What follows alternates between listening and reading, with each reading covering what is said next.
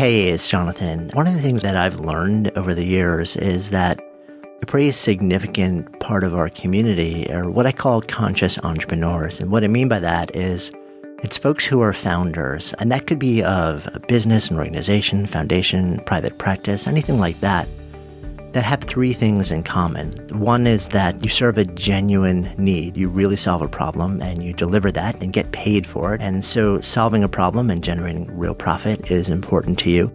The second is that what you create actually serves as a true vehicle for the expression of your strengths, your values and beliefs, and your voice. So it lets you step into your fullest potential. And the third is that there's something bigger happening here. You're part of something bigger and you're serving some bigger need. And that's what I call a conscious business. And we've created all sorts of experiences, programs, courses over the years designed to serve conscious business founders in a variety of ways. And amazing things have happened. We put pretty much everything on hiatus this year because we wanted to really deconstruct what we were doing and figure out how to bring more people together to serve them on a higher level. Because what we found is that not only do people need information and great advice and strategy and support, but there's a tremendous amount of isolation and loneliness for so many people who are in the business of founding conscious businesses. And we want to create a true community. So we've been at work at this for the better part of the year, and I'm really excited to share that we are now live with this really powerful new experience. It's called The 108, and it is a conscious business collective. And if you want to know what that's all about, if you want to figure out whether it's in any way something that would be interesting for you, then you can either just click on the link in the show notes or just head on over to goodlifeproject.com/the108. That's THE and then the number 108. Check it out. See if it feels right to you. If it does, then awesome. And if not, then thank you for listening. And I'm going to kick it over to today's guest. Thanks so much. Poetry and any art form, I believe, is meant to marry what is with what can be, so that we do not ignore the truth of what is.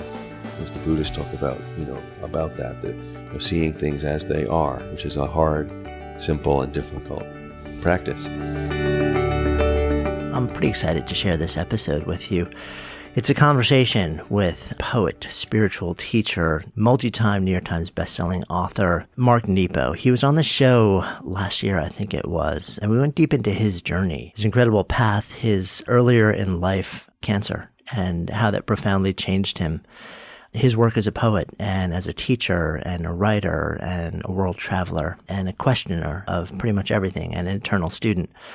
Such profound learnings and incredible, beautiful, vulnerable, open journey. And Mark is back with me today. He's actually written two books that are released this year. One is called The One Life We're Given, and this incredible collection of poems that span 3 decades of his life, along with a whole bunch of really powerful new ones. And that's called The Way Under the Way.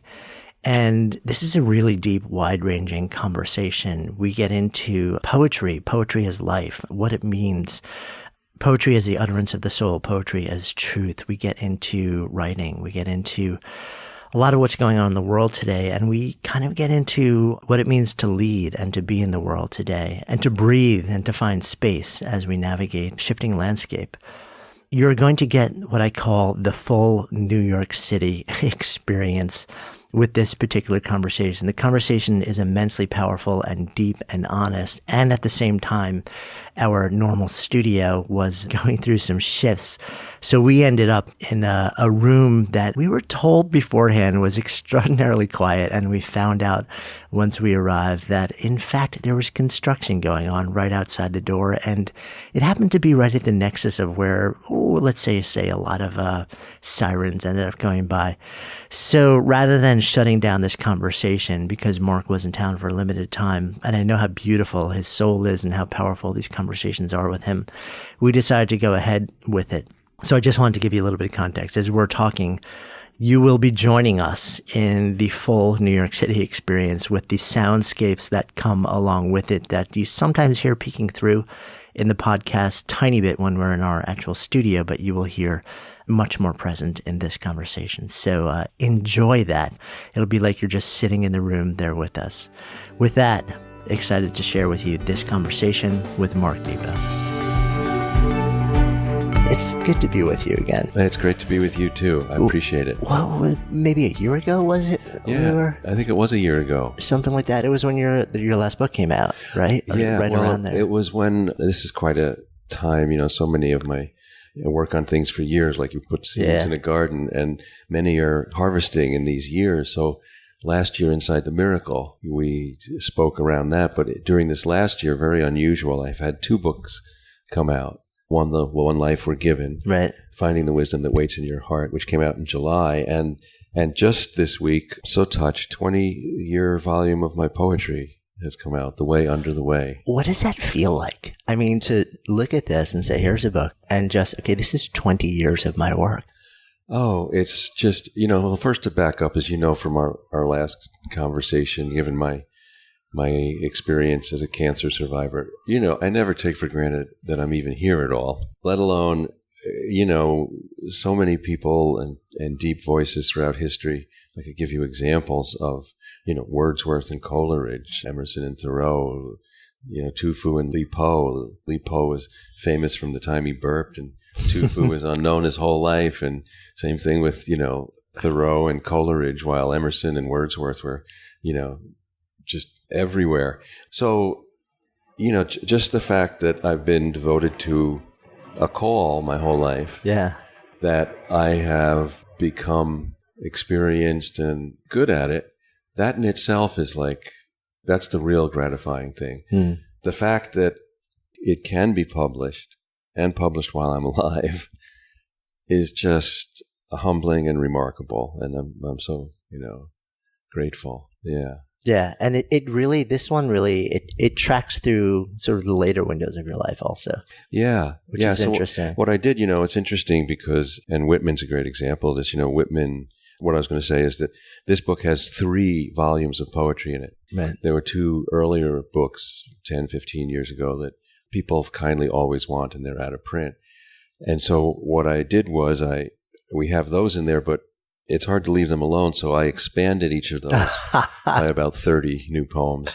And then there's a third entire new book of about 80 so poems that is in the last, 5-7 years of my journey. So all of that in there. And Whitman, he just published Leaves of Grass, and all he did his whole life was kept expanding it. So there were 7 or 8 editions, but the first one was, very small. Yeah. And he didn't publish a new book of poems. He just kept unfolding his inquiries into this one edition. When you go back and to curate your work for something like this, and you're looking at things that you've written over a period of decades, do you ever have the compulsion to rework something before republishing it? Well, this is a very interesting challenge that I'm very aware of, and there's also historical examples of this as well. So the real aim in my mind is I want to be more than anything faithful to the truth of the journey. And, some people will want to try Hilda Doolittle, who HD, as she was known in the early 1920s, 30s, 40s. When it came to the 40s and 50s and her collected poems was going to be published, she said, wait, I want to revise them all. I don't want anything out there that doesn't look right. And she wound up going over and over and over. She wouldn't relinquish it. And she basically evaporated her life's work in the effort to perfect it. And interestingly, she passed and never finished. And her editors thankfully saw this and didn't honor all of those obsessive revisions. So I think, the real challenge is the poetry is the unfolding of life. It's not the words on the page. Poetry is the unexpected utterance of the soul that comes along when we least expect it, unexpected, to restore us. And so everyone has a poet in their heart. For some of us like me, I just write it down, and that's how I learn. And the trail of that are the words. So the real goal in revising things that are older is to stay truthful to who I was and what I knew and what I didn't know at the time, but bring my skill not to change that voice, but to make that as much as it was then, so that the evolution of a soul is present, and that I don't try to pretend that, oh, I always knew what I know now. I always wrote. And that's the thing I will see in some earlier poems that, I only knew 45 degrees. I could only see that much. And now maybe I see 90 degrees. Well, no, I can't change that poem. There's one of my great teachers in this is a poem by William Carlos Williams called The Last Words of My English Grandmother. And I remember reading this when I was in my 20s, and it was a great example of brave honesty, because it's a poem that talks about his grandmother who's losing her sight, starting to lose her mind, and she's needing to be moved to a hospital. And so the poem, which isn't that long, page and a half, is they're coming to take her, he's there, and it's in her voice saying, I don't want to leave here. Yeah, you do what you want. You make me, you make me go to the hospital. You don't care. You just want to get on with your life. And then, she goes and she's taken, and the trees are blurry in the ambulance as they take her. But what's so profound about that is that he didn't make it so that he looked good in that poem. He honored how she was seeing him. And he had the courage not to be the movie director and make sure he was massaged, that he came out as the hero or the good grandson. And that's the kind of truth that, we're responsible for, not just in poetry, but honoring all views, not just saying, well, yeah, these other people thought this, but really, I was okay. And also, it's when you know that you're writing something that you hope will stand the test of time. I think there's this strong inner voice. There's a compulsion to want to look good over the course of time. There's the ego that comes out and wants to be seen as someone of value, as someone who's thoughtful, as somebody who can see 90 degrees now instead of 45 degrees. And, there's the idea of writing because it's your truth in the moment in time. I think that very often wars with how you want to be perceived by others in the world. Well, and this goes beyond writing, but this is part of the courage of the journey of individuation is, and perhaps almost dying from cancer helped me along in this, that it doesn't matter what other people think. I care more what other people feel than what other people think.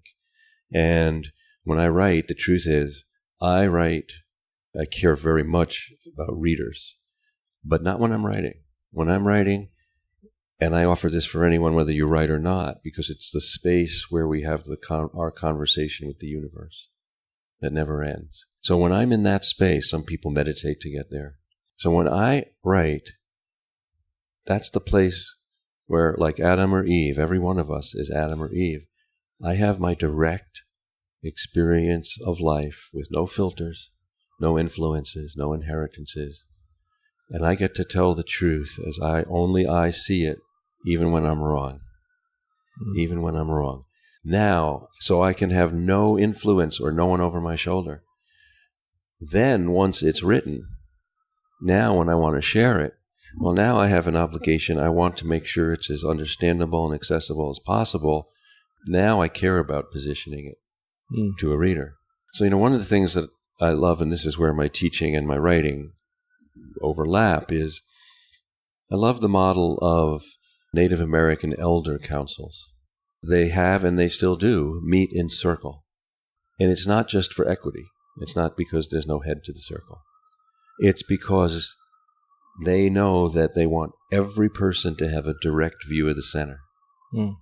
And the assumption under that is that we need everybody's view to apprehend the center. No one view is enough. Even though we look at it and we say, oh, I see the center, or no, you see it, but we don't see it the same way. So this says that we gather meaning, we don't choose it. We need everybody's view. And so part of the job of writing, and poet with a big P, regardless of what genre you write, poetry has that unexpected utterance of the soul, is to offer and gather as many views as possible and respect the reader to put that together themselves. One of the interesting things I've learned too over time, which is humbling, is that most of us, the things that don't work in writing are assumptions and conclusions. Really, what only matters is the evidence, the entering of our questions, and the evidence of our journey. So when we try to wrap things up, things usually fall apart. Yeah, I've noticed that, especially lately. There's I want to put a bow on it. I really do. Yeah. And I can't. Yeah, and every time I do, somebody wants to put a different bow than I put on it. Well, and I think this is the thing, and I've learned this, there was a period of time where I was really looking into, with some other folks, a lot of folk tales from different cultures around generosity. And the interesting thing that, I learned and we learned was that in the Western tradition, the Christian Judaic tradition, even Greek a little bit, from the Greek, forward, everybody wants to do that. Every little story has a moral, and it is wrapped up with a bow. But in almost every other culture throughout history, they don't wrap it up with a bow. It's more like, well, this is as far as we got with it.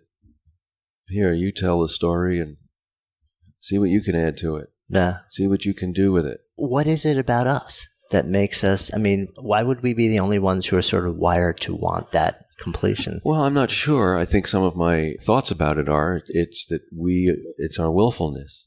It's our willfulness. It's our want for control. It's our, we live, we know this. There's a lot of things about our culture. Every culture has its own gift. And I believe we need all of them to balance and integrate the best of, as Lincoln said, our better angels.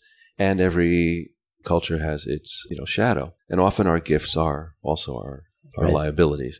So in American culture, and I first ran into this when in the late 90s, I went to South Africa. And I saw such a difference because in America, we are centered on the individual, self-growth, self-actualization. America was founded on self-reliance and independence. Well, the truth is we're interdependent. We're inter-reliant. So the individual, so then when I visited South Africa, and I met some amazing people, some gentle, wonderful people. And in the African cultures, the different tribes and the different nations, the community ethic is what's prominent. And so I found, for instance, in all the different languages in Africa, there's no word for orphan. Because the tribal family is so strong that if a parent dies, that child is assumed by the tribe. There's no such thing as an orphan. Isn't that amazing? So their sense of community, not self, is the cornerstone. So not surprisingly, as I got to know some of these South Africans, these beautiful people, they had no sense of self. And we have a difficulty having a sense of community. We need each other. Right. We need the best of each other. So I think it's, and interestingly, and this is one of the paradoxes when Carl Jung first came to America in the 1920s. He wrote some letters to Freud, and he had this curious observation about seeing American culture. He said, it's very strange. He said, America is based on the individual, and yet its society is a creature that eats the individual. And remains to this day. If not, I think it's probably more so than ever. Wow. And the reason that poetry, again, not as form on a page, but poetry as the unexpected utterance of the soul, is so necessary and has always been necessary. And so I widen that again. It doesn't matter whether you write it down or not. These conversations are poetry. Any conversation of truth is poetry. And why they're necessary is because they help ground us and return us they help make life real. They help remove whatever's in the way. And they help us live. So we need, William Carlos Williams said in one of his poems, he said, everybody is, craving the news when what they really need is poetry. It's interesting. The word grace keeps popping up in my life over the last couple of years as an aspiration. I don't know if you can pull it down, but it keeps touching down. What I'm thinking about as we're talking here is the interrelationship between grace and poetry. My initial reaction was, well, they're the same thing, but in fact, I don't think they are. To me, poetry may not be grace because your truth in the moment may be anything but. Well, I think... But maybe that is grace.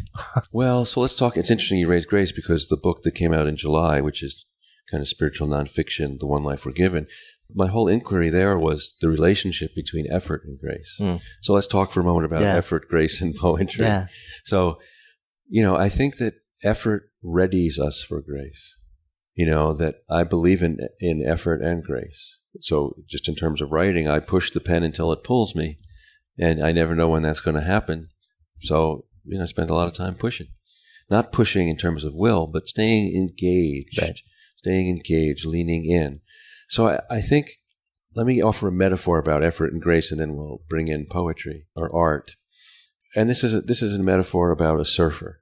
I haven't surfed. I've watched a lot of surfers. I've seen surfing. So, a surfer puts in great effort to paddle out through the breakers, effort into waiting and catching a wave, and then it catches a wave. And however long or short that wave is, that moment or that long moment, the surfer is the wave. That's grace. And no wave lasts forever. Even a great one, even a long one, goes down, we're back in effort. And either we have the effort to bring that grace back to land, to shore, or we effort to swim back out and catch the next wave of grace. So grace is when a fish catches the current. And now we don't know whether it's moving of its own effort or the effort of the current. It's an obsolete question. And that is actually an image, the way Taoists speak about the Tao. The Tao is the invisible river. And the job of every individual is, like a little fish, is to catch the current, be in alignment. So, when a bird flaps its wings and then glides, that's grace. So I think that, our job as messy, magnificent human beings, our job is to put in the effort and to catch the wave whenever it happens. And what catching the wave means, those are moments of oneness. Those are moments of great suffering and great love. Those are moments of wholeness in our lives. And those are moments of honest conversation when we're more together than alone. And so those moments of grace are transforming. They inform us and form us. And so poetry is the life of expression along that whole continuum. So, in the poem about William Carlos Williams, poetry is the moment of realizing that his grandmother doesn't think he's a good grandson. And there may be truth in some of that. And then the grace is that he was able to be with that enough not to alter the truth of that revelation. And then to come back on shore and have the effort to put it out as it came and not alter it. So I think, this moves us into the life of questions, and listening, and which is sorely needed in our time. And because, questions are to be entered and not answered. We all have to survive and thrive. Well, so let me pause before that, because to go back to the role of art in all of this, poetry, and any art form, I believe, is meant to marry what is with what can be, so that we do not ignore the truth of what is. As the Buddhists talk about, about that, seeing things as they are, which is a hard, simple, and difficult practice. And then the aspiration for transformation, to marry that with what we are, with what we want to be. I can share a poem as an example. Yeah, that'd be great. Thank you. From the new book. This is called Thinking Like a Butterfly. Monday, I was told I was good. I felt relieved. Tuesday, I was ignored. I felt invisible. Wednesday, I was snapped at. I began to doubt myself. On Thursday, I was rejected. Now I was afraid. On Saturday, I was thanked for being me, and my soul relaxed. On Sunday, I was left alone, till the part of me that can't be influenced grew tired of submitting and resisting. Monday, I was told I was good. By Tuesday, I got off the wheel. Now, that kind of encompasses some of the things we've been talking about what other people think and how we're perceived and and it surfaces. Now, I should say, I retrieve poems more than author them. So I didn't know where that was going.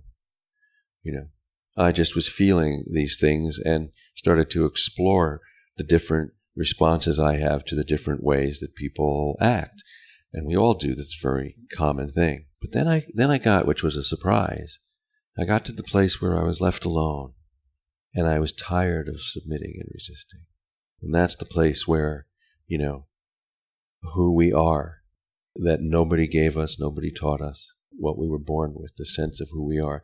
And that's the lens from which we receive grace and we give grace. So then, by Tuesday I got off the wheel. Well, did I really get off the wheel? No, of course not. I'm human. But I have to end the poem there because just what I was saying, because I need something to aspire to. Not to say, I figured it out, I can get off the wheel. Right. Yeah. So it marries what is with what can be. And leaves you with a question. And leaves you with a question. Yeah. Right. How do you get off the wheel? Well, that's a personal practice. Yeah. That's a personal practice. And I don't know that we ever do. I think what we do is we move between effort and grace constantly. Sometimes I think that grace is effort in slow motion. The moment you said that, long-form Tai Chi came to mind for me. Oh, that's beautiful. I have a dear friend who's a Tai Chi teacher.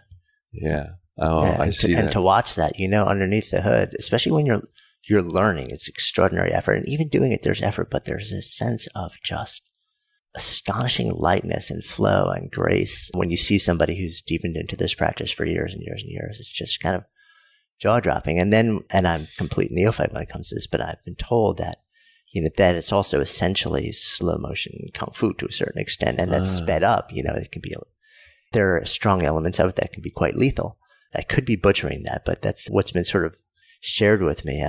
But when you see so much power in not speed but power in just slow, gentle flow, it's in the little hitches kind of slowly just making their way out. Yeah. This speaks to, inhabiting poetry, life, using effort to inhabit grace. All of it is to move at the pace of what is real. And the assumption under all of that, which is in all the spiritual traditions, is that everything we need is right here. There's nowhere to go. We go many places, we do many things.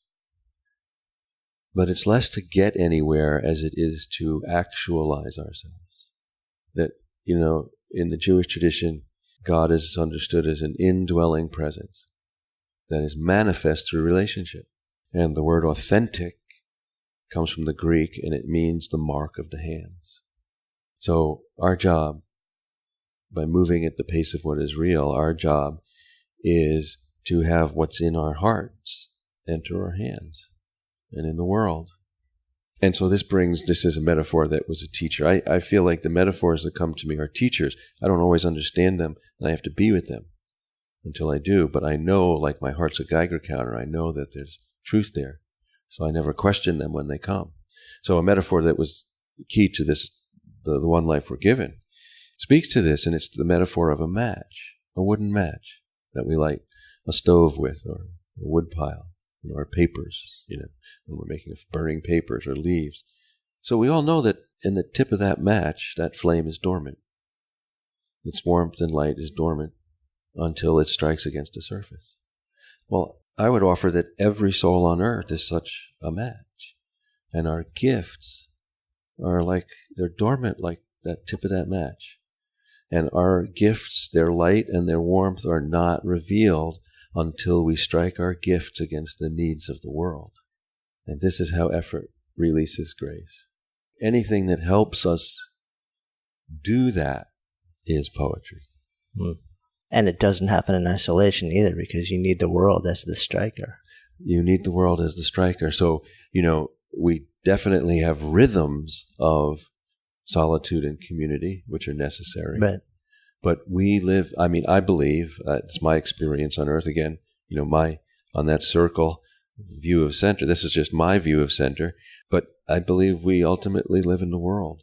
And yes, we have to strike against the needs of the world. And, one of the shadows, as we mentioned earlier, every gift is a shadow. I think this helps to explain the terrible journey of addictions, because addiction is when you fall in love with the strike and not the light. And you think, oh, I was most alive. What was it? Oh, I need to strike again. I need this hit again. I need whatever it might be, when the only purpose of that friction of relationship is to release the light, the gift. How do we see that? How do we see that distinction if we're trapped in it?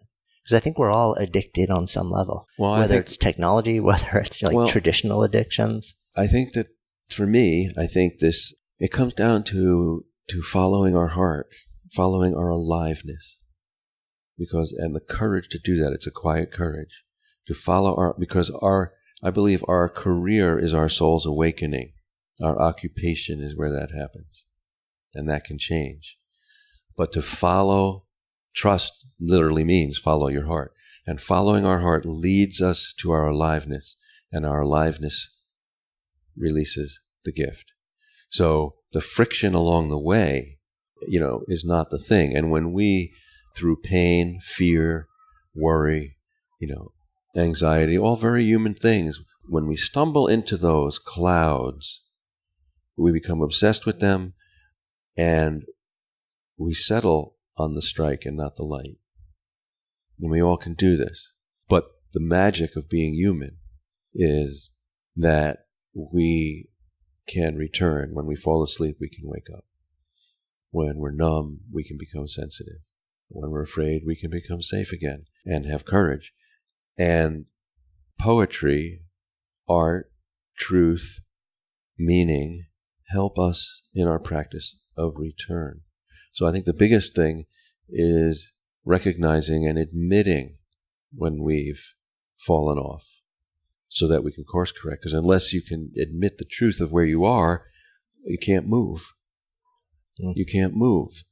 I know my dear oldest friend, Robert, who just was here this weekend with me and just is training back now to Albany. But, he's a recovering alcoholic for almost 30 years.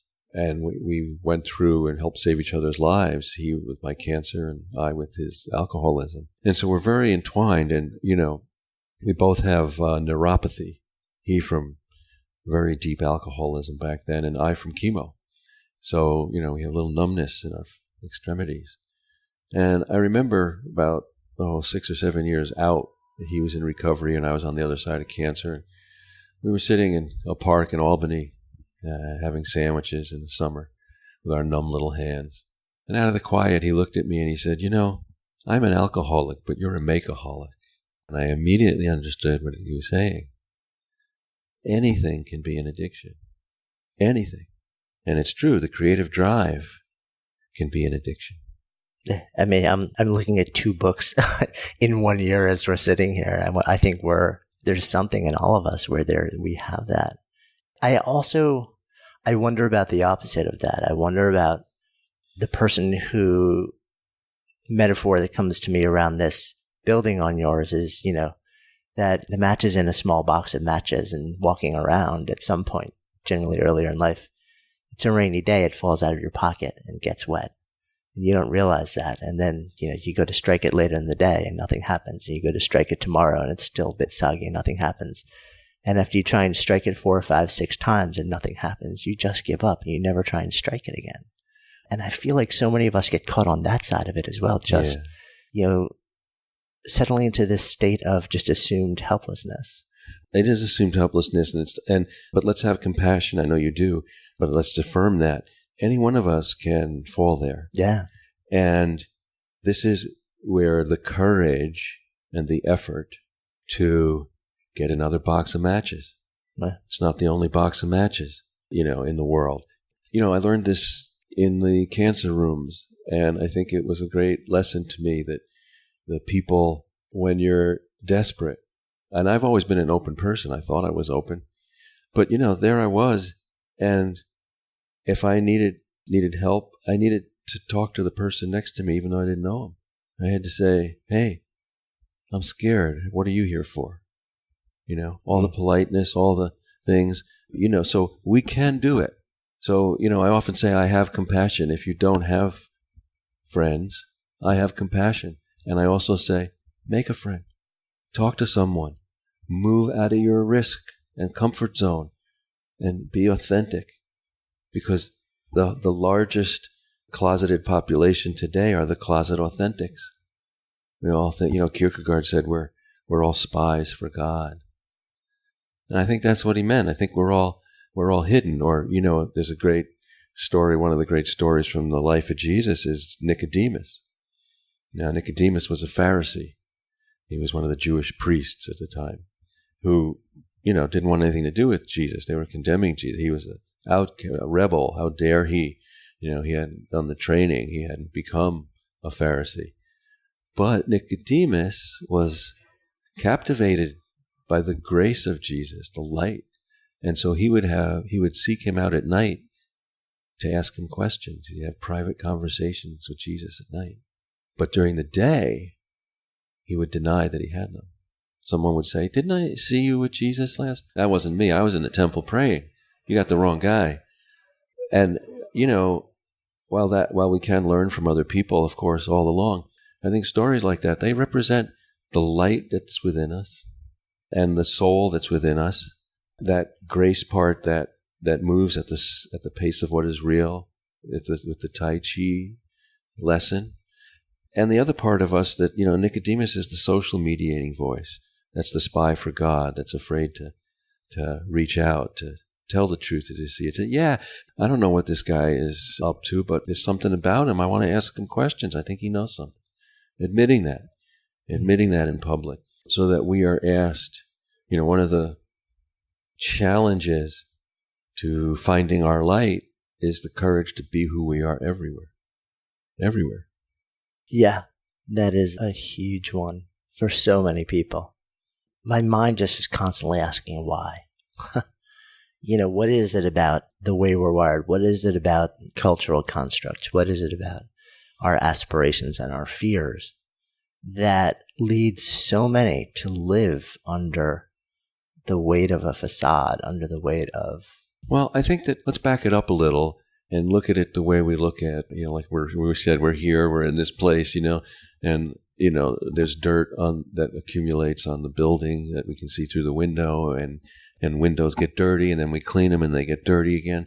So I think that the nature of existence, our incarnation our goal is not to stay clean or get dirty.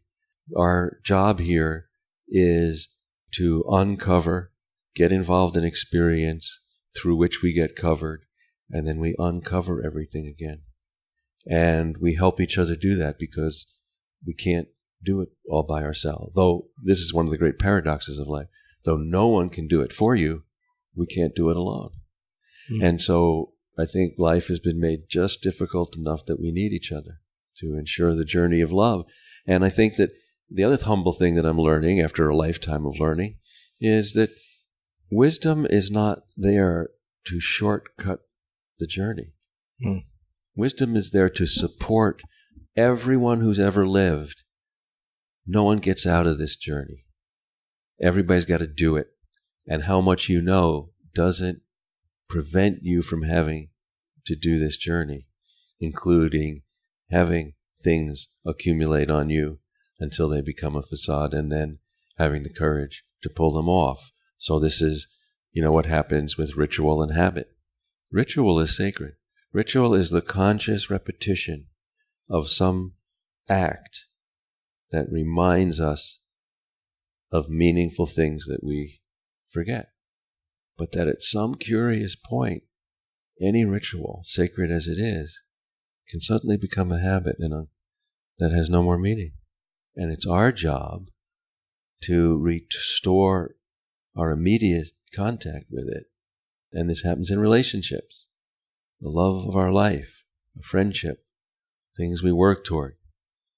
And then they get covered like the film on the window. And then we forget the meaning they have. And it's our job, and this is the role of great love and great suffering. Then all of a sudden one day, when we're too exhausted, or we're hurt, or we're broken open, then we look at that friend, that family member, that partner, and we go, oh my God, it's you. How could have I forgotten? It's you. And that, what I just described, that's a poem. That's a poem. I started off in life as a young man and wanting to be devoted, and maybe I could write a poem or two that would be really good, And then cancer came along in my 30s and turned me upside down and inside out. And forget writing great poems. I needed to discover true poems that would help me live. And now that I'm in my 60s, I want to be the poem. When you think about poetry in the world today, we live in interesting times. We were talking about this before we started taping. I don't particularly want to go, down that road too much, but I am curious what your experience is on the role of poetry, both in written form and in the experience of life in today's world, which is interesting. Poetry, and again, when I say that, I'm not talking about words on a page and stanzas. I'm talking about the authentic truth-telling of what it is to be alive, through which we manifest that we're more together than alone. And so I think whatever form that takes, whether that's public conversation, private conversation, whether it happens through gardening or someone who's devoted to, has a passion for being a car mechanic, whatever it might be, the poetry of authenticity and wholeheartedness, it's part of the immune system of humanity. And so below politics, below who's in power and who's not, below whatever's happening in the world, and we are now in, I think, dangerous times, we have to, all of us have a commitment to keep that immune system strong, the immune system of humanity. And so the role of poetry is to open a heart space.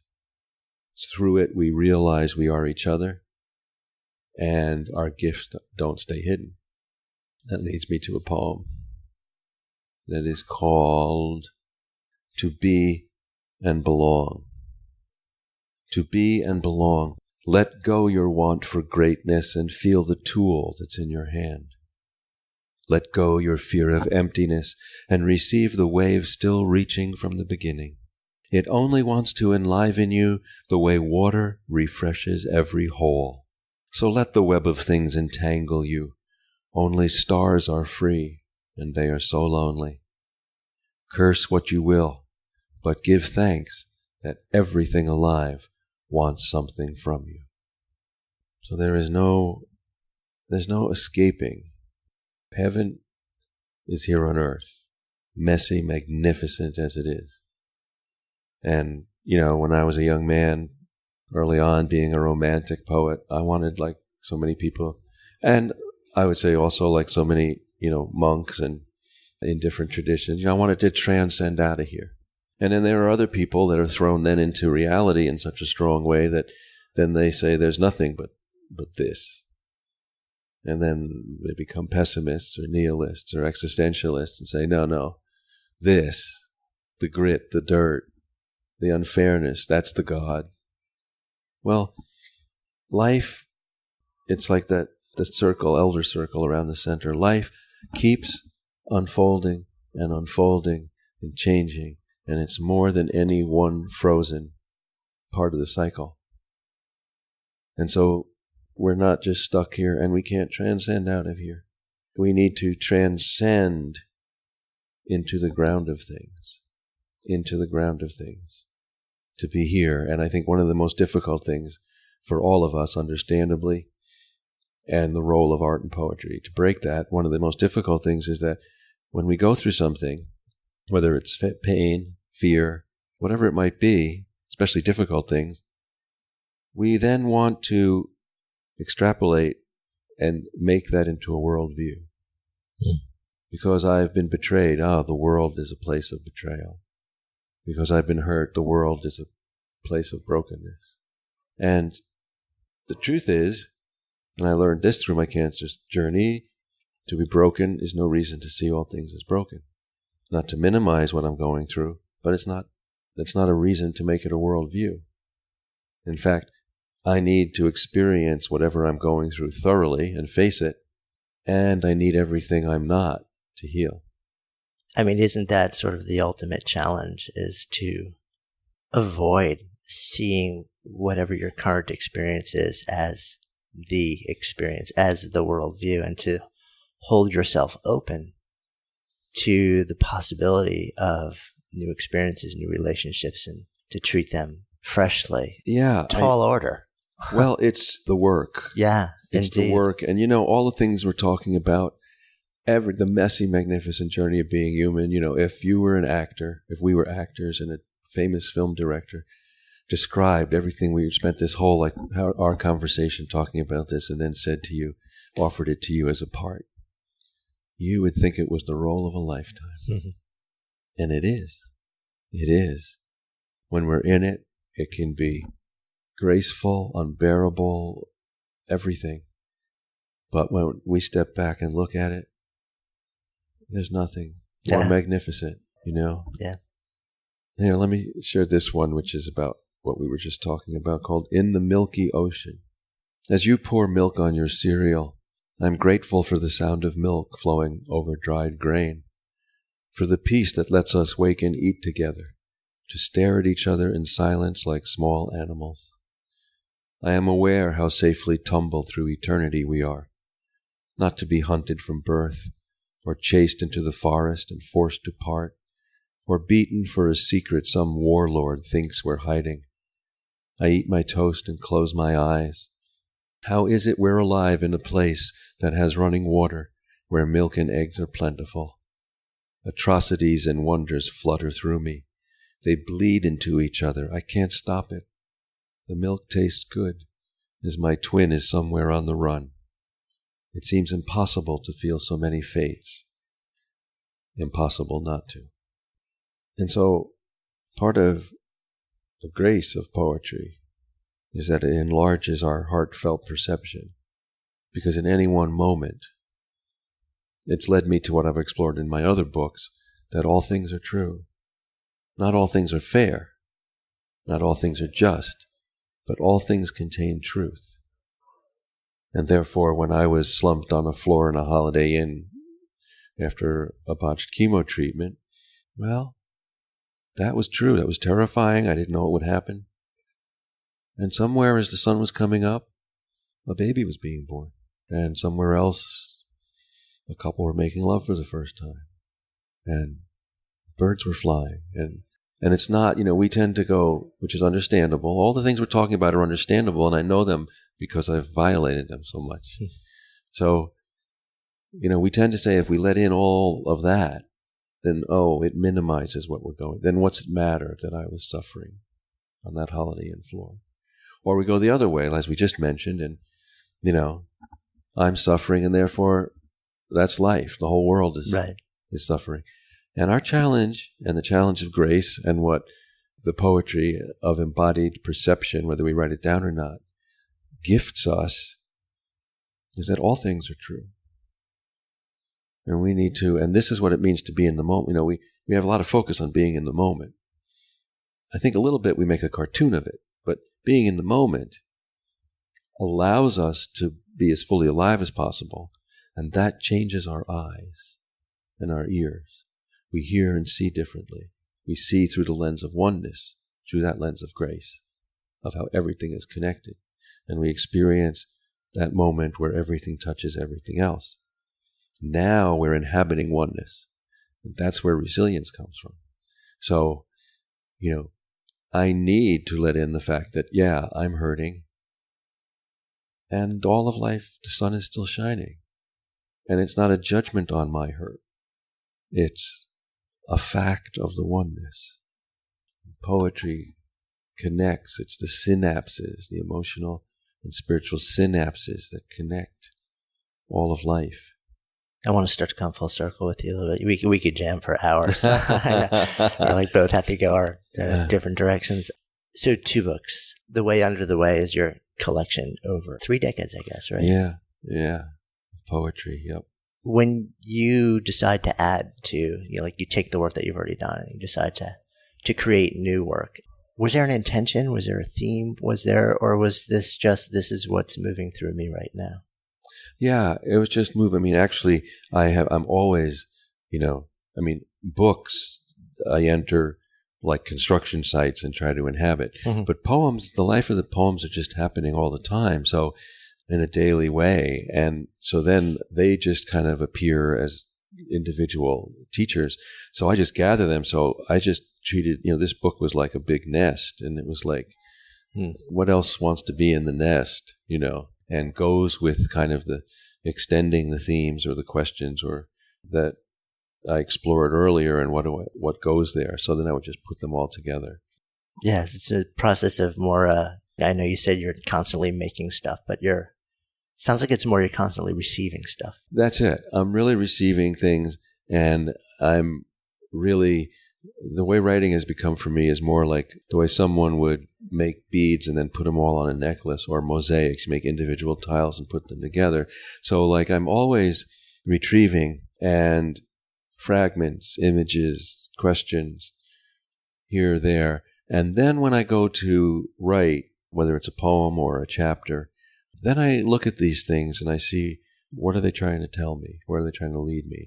And then I weave them together. So as we sit here, you're in New York City. Thank you for that. What question is really consuming you these days? Well, I think the question that's consuming me these days is, and I think this goes to, just what we were talking about before we went kind of on air, is with the recent election and everything, I think what's consuming me these days is how to be who I am everywhere and participate resewing the torn fabric of our community. I don't know what that means. I don't know yet what that means. I just know that where we are is not normal, and therefore it requires me to be open to not just my normal routines. I don't know what that means. I don't know what that means yet. Yeah, I think we're both living a similar question. Yeah. And both in the window of the unknown, as are, I think, so many. What does it mean to just be human? What does it mean to lead? And what has it meant in the past? And is that now shifting in some meaningful way? I think one of the ageless, and let's offer it this way, that there are among many, but let's just say two tribes that have always been in humanity, and we have membership in both, and we can move from one to the other. And one tribe is the tribe that says, you're different, go away. You're different, you frighten me. If you don't go away, I'll push you away. And there's another tribe that says, you're different. Oh, tell me what I don't know. Oh, you're different. You have something I don't. What can we make together? And like I said, we can be a member of either tribe in a second, depending on how we negotiate what we're given in life. And so I think that when we have a period of time, just the way the stock market goes up and down, every generation, every age, every year, when we have more people in the tribe that pushes away, we have an era of cruelty. When we have more people in the tribe that says, oh, what can we discover together? We have an era of compassion. And the reason I asked the question we just talked about is, what can we do to tip the scales to make sure that this time is an era of compassion and not cruelty? So I'm going to come full circle here. I've asked you this question once before. We'll match it up and see if it stays the same. Just kidding. We're hanging out on a couch in a room in New York City, surrounded by the beauty and the noise and the now fading light, in the context of a conversation called Good Life Project. So to live a good life, when I offer that up, what does it mean to you? Well, to live a good life, I would take it under that to say we have to live an authentic life. If we live an authentic life, chances are it will be good. If we try to live a good life, we're not always sure it'll be authentic. And so I think to live a good life is to work with what we're given and to stay in relationship to everything, ourselves, our nature, the mystery, each other, what we don't know. We are living conduits. And so we are most alive when life force, resiliency, the resources of life flow through us.